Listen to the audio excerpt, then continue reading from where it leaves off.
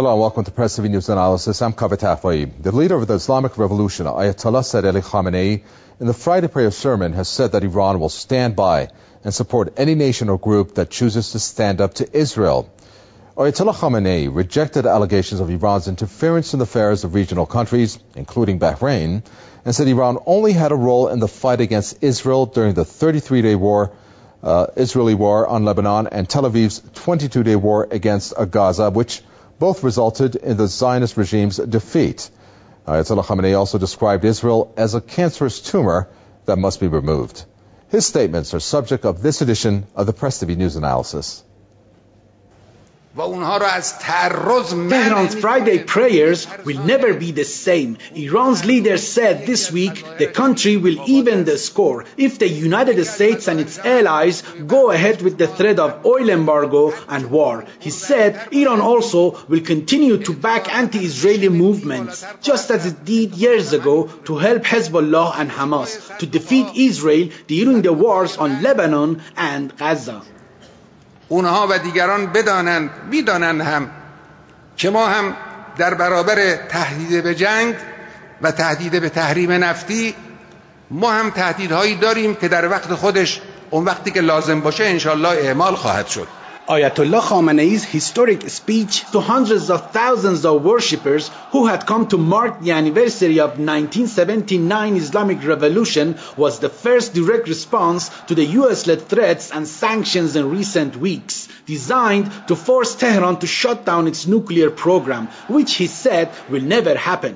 همه دنیا پس فهمیدن این تحریم ها برای فشار بر ایران برای عقب نشینی در قضیه هسته‌ای و قضایای دیگه است. خب وقتی ما عقب نشینی نکردیم چه اتفاقی میفته؟ این تحریم ها برای این است که ایران رو وادار به عقب نشینی کنن. ایران هم که عقب نشینی نخواهد کرد. نتیجه اینه. According to the Iranian leader, the country has overcome the challenges of war, sanctions and threats for decades and made unprecedented progress in the fields of nuclear science, research, medicine, technology and space. حکام بحرین ادعا کردن که ایران در قضایای بحرین دخالت میکنه. این دروغه. نه، ما دخالت نمیکنیم.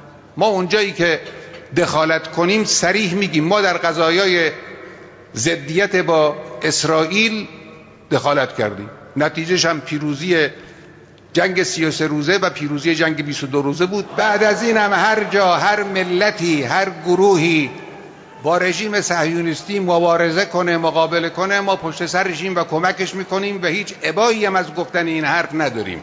At the end of the sermons, Ayatollah Khamenei said the Muslim world revolutions serve as further proof that the US-led campaign of Iranophobia and Islamophobia has failed, and just like Iran, Muslim nations have realized that Western promises are not consistent and can be broken in the blink of an eye. Therefore, he urged Muslims to work together and prepare for a new world order in which justice and equality will prevail, with little room for arrogant powers and their duped allies.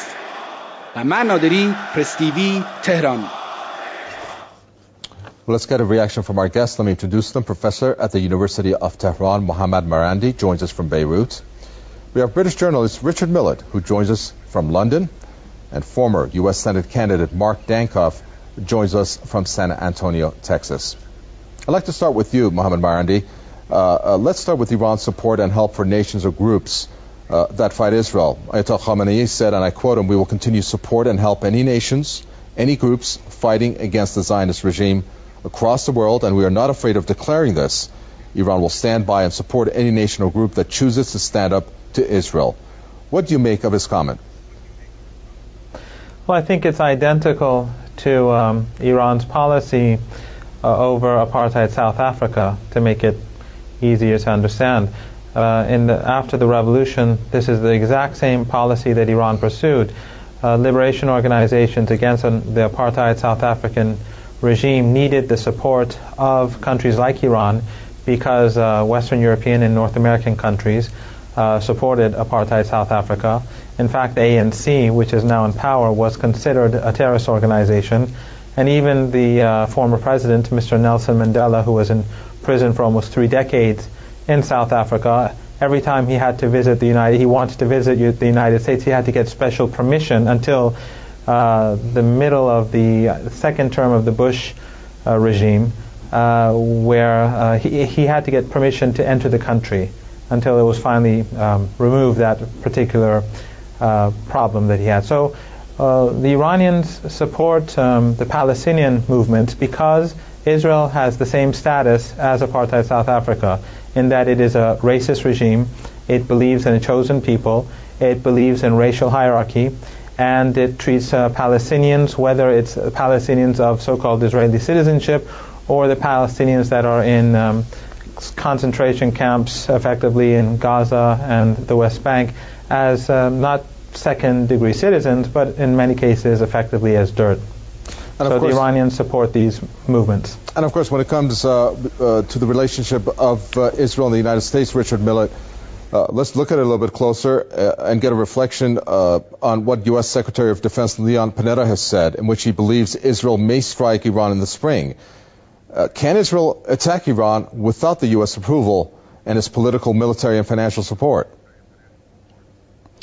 Well, of course. I mean, they attacked Iraq, which Iran was very grateful for in 1981 when they took out the Osirak reactor in Iraq, and it probably saved a lot of Iranian lives. So Iran owes Israel a great debt for doing that. And they also took out the Syrian reactor in 2007. So, you know, Israel can go alone, and obviously the sooner the better for Israel, it feels, because the good thing about today's speech was that Ahmadinejad said something similar a couple of years ago about wiping Israel off the face of the map, and everyone said it was mistranslated, it wasn't exactly what he said.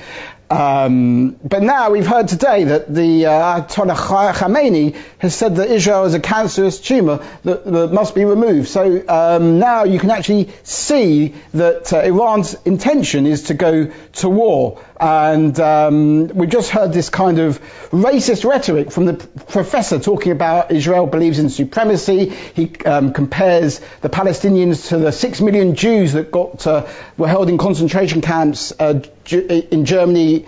And this is the kind of rhetoric coming out of Iran. Iran wants to take the gaze of its own oppression, of its own people away, and put all the spotlight on the Palestinians, to take their own people's thinking away from their own terrible problems in Iran, the unemployment, the inflation, the lack of progress that is taking place in Iran, keeping its own people, hanging gays, oppressing women, oppressing minority groups.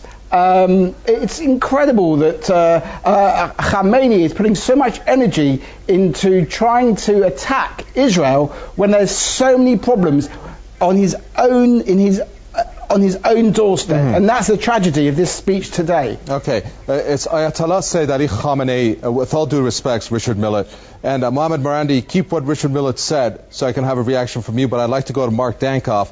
Mark Dankof, is Leon Panetta's threat of an Israeli attack, what do you think? Is it a scare tactic? I mean, in some ways, is it a threat by the U.S. or is it a threat by Israel?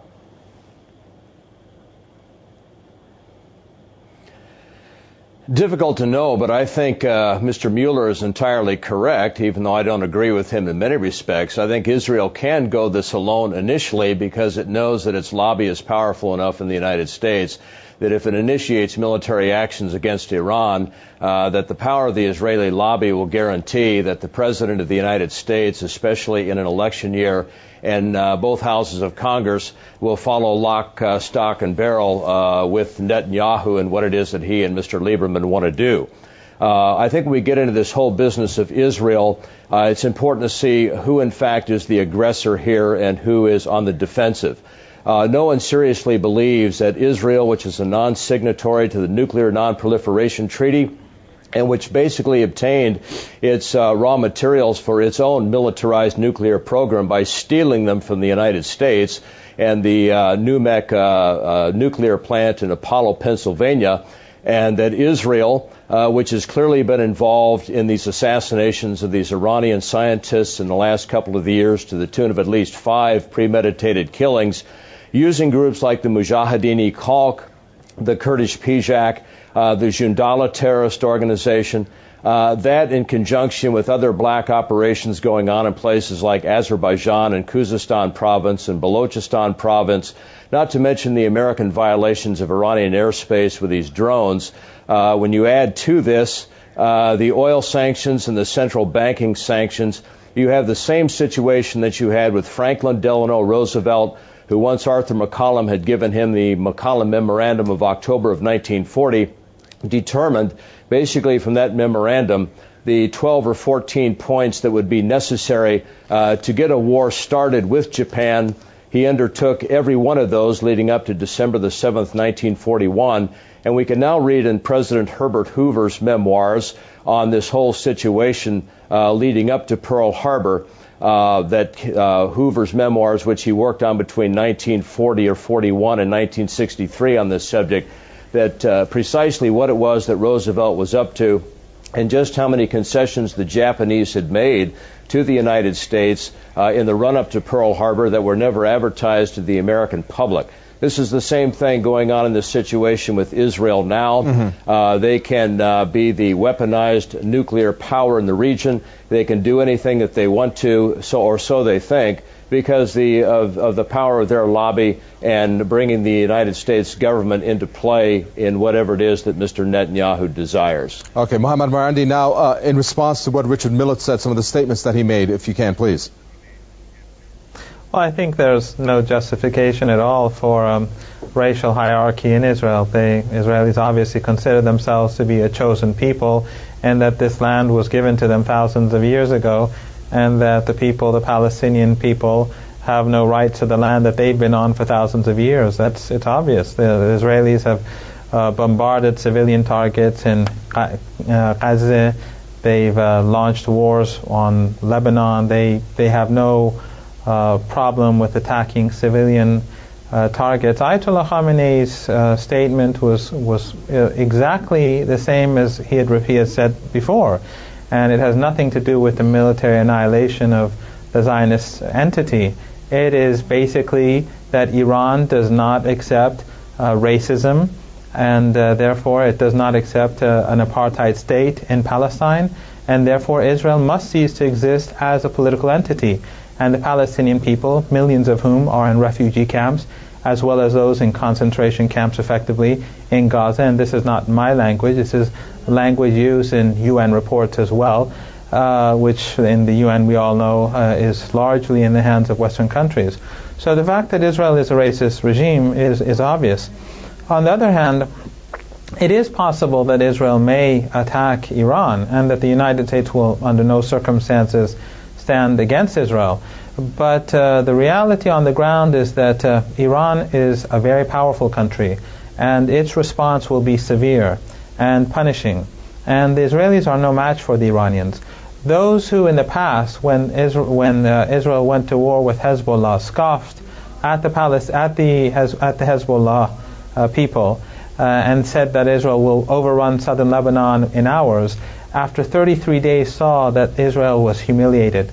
Iran is no comparison to Hezbollah. It is far more powerful, and the Israelis much more vulnerable. In addition, the Middle East is in upheaval, and if the Israelis make the foolish decision to attack Iran, it would create uproar throughout the region, and the whole region, the populations of the region, would unify behind the Iranians, and the pro-American regimes that are still left in place and the allies of Israel in the region, they will become much more weaker, and they may lose control over their authoritarian states. Richard Miller, doesn't Mohammad Marandi have a point there? One final, one other point I'd like to add, and that is that with regards to the Iranian economy, if one looks at the IMF report, which is the IMF is not a pro-Iranian organization, the Iranian economy is actually growing, whereas the European economies are not. So the economic situation in Iran is not nearly as bad as your guests in London would like to think, despite the fact that the Americans and the Europeans are imposing barbaric sanctions with the intention to hurt ordinary Iranians, which it's extraordinary how far they're willing to go to make ordinary people suffer. So far they've failed, they've caused difficulties, but I think at the end of the day, they're revealing the weakness of their empire that is beginning to crumble, and they will ultimately fail in bringing the Iranian people to their knees. Richard Miller, Mohammed Marandi has a point there, doesn't it, in terms of what is happening in the region? I'd like to pick up on that point with you. I mean, in case of an attack of Israel on Iran, I mean, Israel, wouldn't you agree, has become weakened and isolated in the Middle East due to these revolutions, the Islamic awakenings that have spread through the region? I mean, where will Israel stand, for example, in the foreign policy of a new Middle East? And at the same time, were there the scenario of an Israel attack on Iran, people standing against Israel on that issue? Well, I mean, I think Israel's noticed it's been in a hostile region for the last 63 years. It's been surrounded by enemies, and Israel's never lost a war, because if Israel ever did lose a war, Israel wouldn't exist. It's such a tiny country. It's the size of Wales. It's the size of a tiny state in America. Israel can't afford ever to lose a war, and that's why the military preparation, you're right, that there's a huge change taking place, and especially with Egypt. Israel didn't have to give so much attention to that border with Egypt, and we saw a few months ago there was an infiltration that came into Israel, and there was 10 Israeli citizens were killed, or about 9 or 10 were killed just north of Eilat. So there is going to have to be a lot more attention paid to what's going on, and we don't know where the Arab Spring yet is going to end. We don't know where it's going to settle. It could have a major effect on Iran, remember, because if Assad falls, and that's one of Iran's closest allies, and that would affect the supply route to Hezbollah in southern Lebanon. So this Arab Spring could also benefit Israel, because Israel might not have to do what it needs to do to stop Iran developing nuclear weapons. The Arab Spring could come right up to Iran's border, and it could have a huge effect on Khamenei. And this is why Khamenei is now kicking out. This is why he's speaking up. Today was a speech of fear. This was a speech talking about removing the cancerous tumor of Israel. He is so scared of his position. There's such big rifts in the Iranian regime. The hatred between Ahmadinejad and Khamenei, where Khamenei keeps sacking close associates of Ahmadinejad, combined with the unknown result of the Arab Spring, could be horrific for this regime and for the Iranian people as a whole. If the Iranian regime of Khamenei and Ahmadinejad fall, it would benefit Iran. Mark Dankof talk about diplomacy. It's anything but that in terms of Iran, threatening Iran, attacking Iran. That's part of the statements of Iran's leader, and he has said that will actually harm America. He has said such threats show that America knows no other way but using force and bloodshed to achieve its goals, which further harms, he has said, America's rulers' international and domestic credibility. Doesn't he have a point there? Because the report card of the United States obviously shows that. And of course, when it comes to Israel, that's, in a sense, some have called Israel an extension of the United States in the region.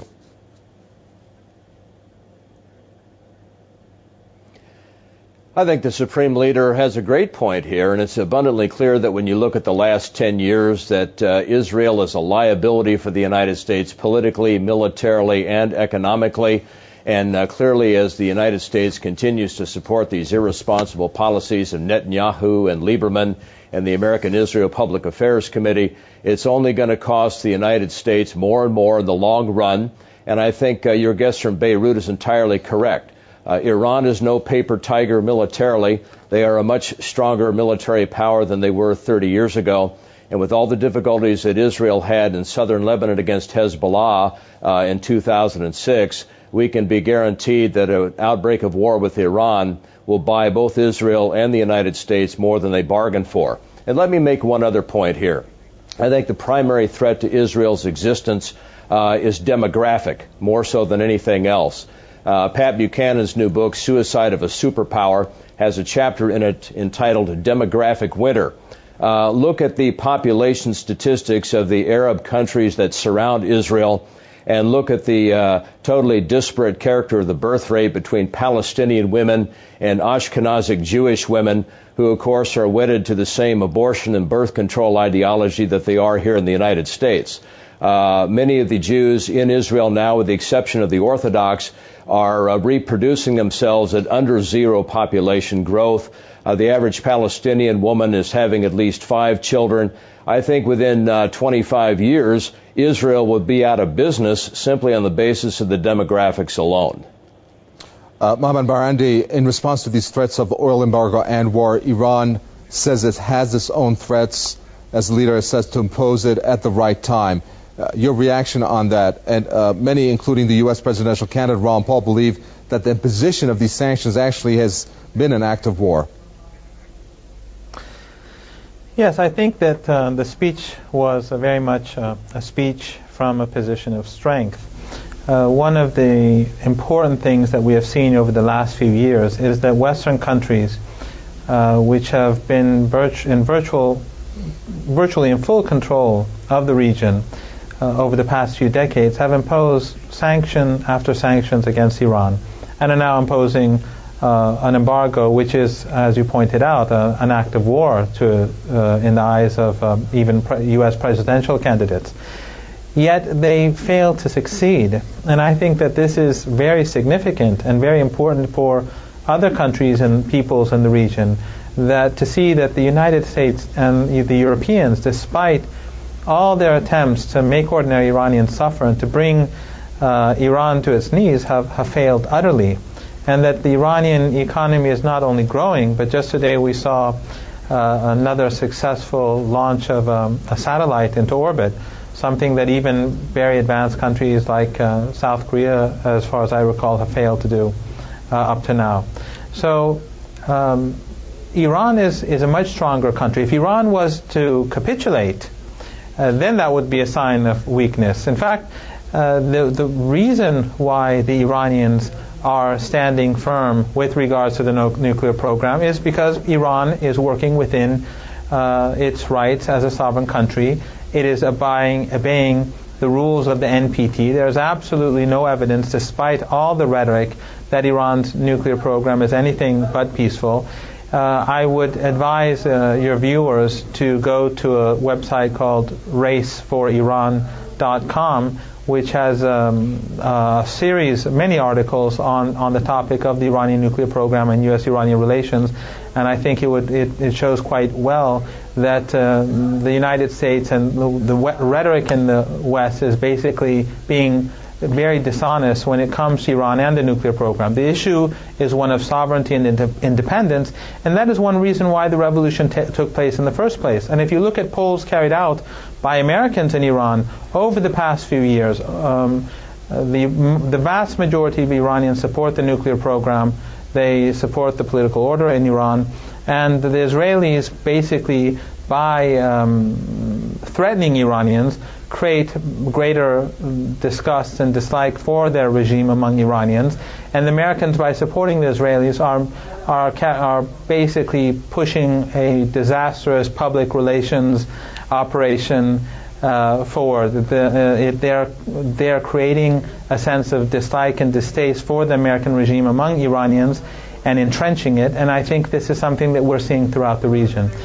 Just one final point that I'd like to add, and that is that the Islamic awakening is obviously to Iran's benefit, regardless of the fate of Syria. And we have to keep in mind that according to polls carried out by Qatar and the BBC, the Assad government has the support of the majority of the population, but the vast majority of Arab regimes are pro-American, and the dictatorships, if they fall, obviously it will benefit the Islamic Republic of Iran. We're going to leave it there. Thank you. We've ran out of time. Professor at the University of Tehran, Mohammed Barandi, British journalist Richard Miller, thank you very much. Thank you. And former U.S. Senate candidate Mark Dankof, thank you so much.